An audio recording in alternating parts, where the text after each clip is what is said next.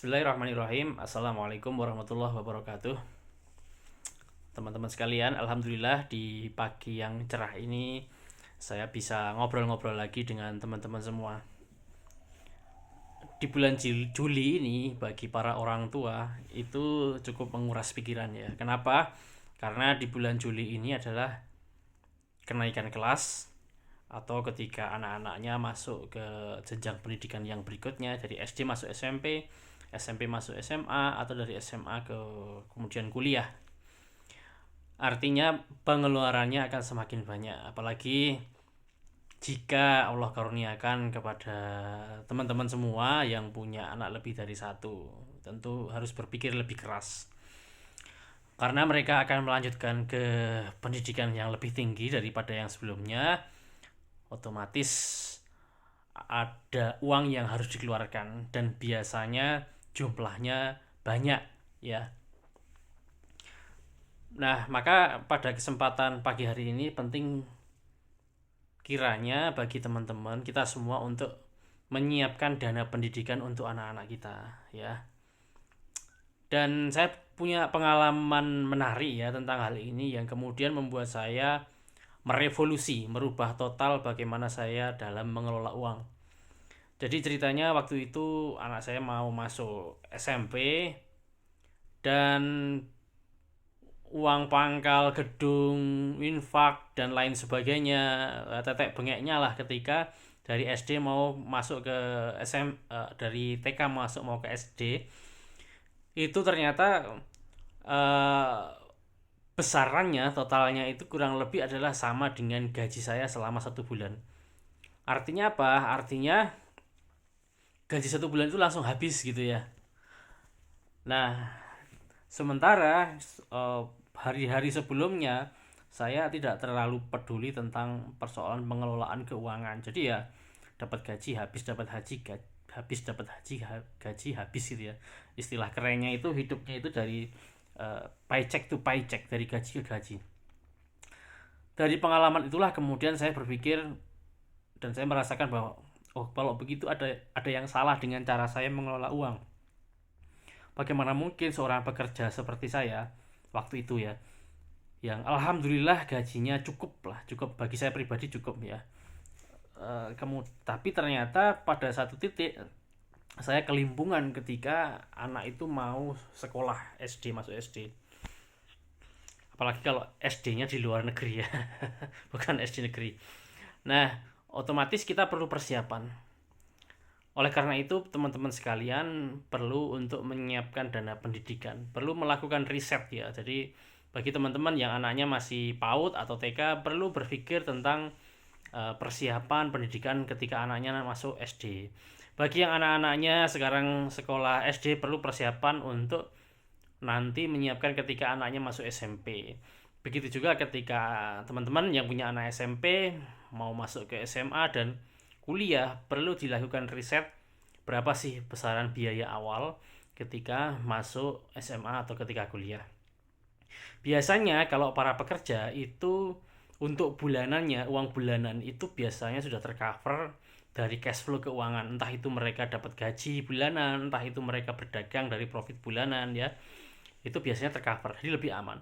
Tetapi ada pada satu titik ketika misalnya kenaikan kelas, jadi harus daftar ulang, atau dari TK mau masuk SD, atau dari lulus SD masuk SMP, lulus SMP masuk kuliah, SMP masuk SMA, kemudian lulus SMA mau masuk kuliah.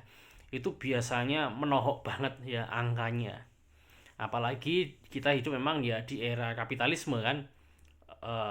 Komersialisasi itu nggak bisa kita apa namanya kita hindari, dalam arti ya memang begitulah ya,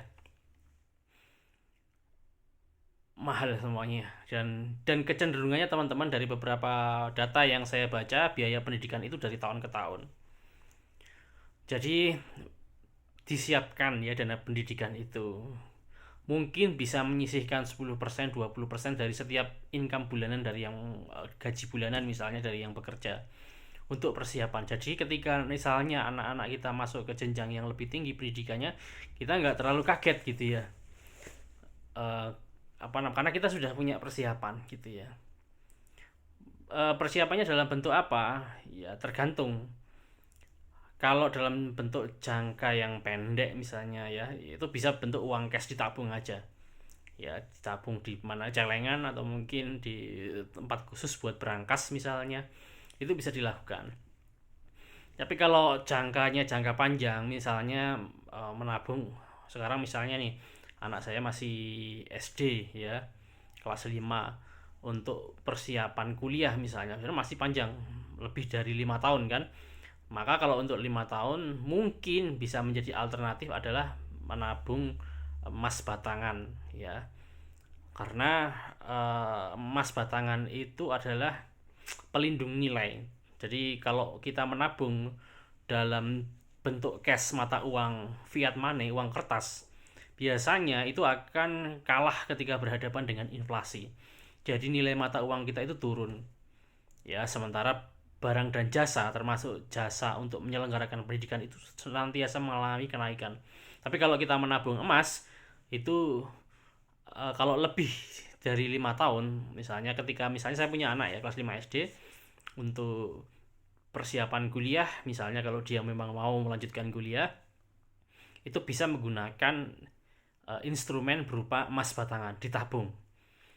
Cara nabungnya beli datang ke penjual emas, karena emas itu transaksinya harus langsung cash dari tangan ke tangan, tidak boleh tertunda baik pembayaran ataupun pemberian emasnya, harus ya istilah fikihnya dan biatan ya. Jadi cash langsung, nggak boleh tertunda. Nah, kemudian ditabung, misalnya beli berangkas atau disimpan lah, yang teman-teman bisa tahu, atau hanya yang tahu hanya mungkin suami sama istri aja gitu ya. Disimpan emas batangan minimal 1 gram ya.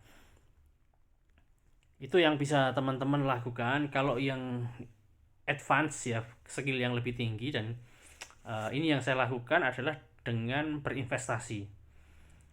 Jadi saya berinvestasi pada bisnis saya sendiri, saya putar terus uangnya dengan cash flow bulanan ya. Jadi saya perhitungkan bahwa ketika anak saya masuk SMP itu uang pangkalnya sekian rupiah, kemudian masuk SMA ini sekian rupiah, ketika dia mau kuliah sekian rupiah.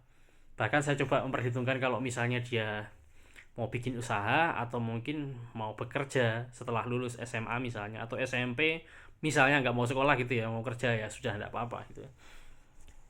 Menyiapkan skill yang mengajarkan dia skill-skill yang diperlukan, termasuk menyiapkan anak kita agar kalau laki-laki itu sebenarnya ketika seorang dia sudah balik, maka sebenarnya dia punya kewajiban untuk membiayai dirinya sendiri ya, walaupun orang tua disunahkan untuk tetap bisa membantunya gitu ya. Tapi kalau sudah balik secara syariah, dia sudah bisa atau paling tidak belajar untuk membiayai hidupnya diri sendiri, menafkahi dirinya sendiri. Oke ya, jadi poinnya pagi hari ini teman-teman, karena bulan Juli ini memang bulannya banyak banyak banget pengeluaran ya, terutama anak-anak kita yang di sekolah. Maka kalau sudah lepas dari bulan Juli ini, masalah bulan Juli, jangan nanti bulan Juli tahun berikutnya kita ulangi lagi, kita pusing lagi gitu ya.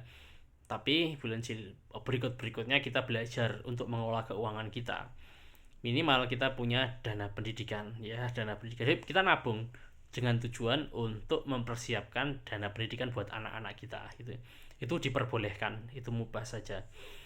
Dan teman-teman juga harus mulai belajar tentang financial planning ya, tentang mengelola keuangan gitu, sehingga tidak terjebak kepada lubang yang sama. Dan saya doakan teman-teman tidak kemudian berpikir masuk kepada jebakan hutang ribawi ya, karena ini sama aja menggali masalah baru ya. Selain dia dapat dosa riba, yang kedua dia menambah lubang persoalan baru gitu. Terima kasih teman-teman, mudah-mudahan apa yang saya sharingkan menjadi pengingat bagi saya sendiri dan pengingat teman-teman yang menonton video ini. Terima kasih sudah menyimak. Jangan lupa untuk subscribe ya channel Pristian Surono Putro biar lebih semangat lagi membuat konten, insya Allah. Assalamualaikum warahmatullahi wabarakatuh.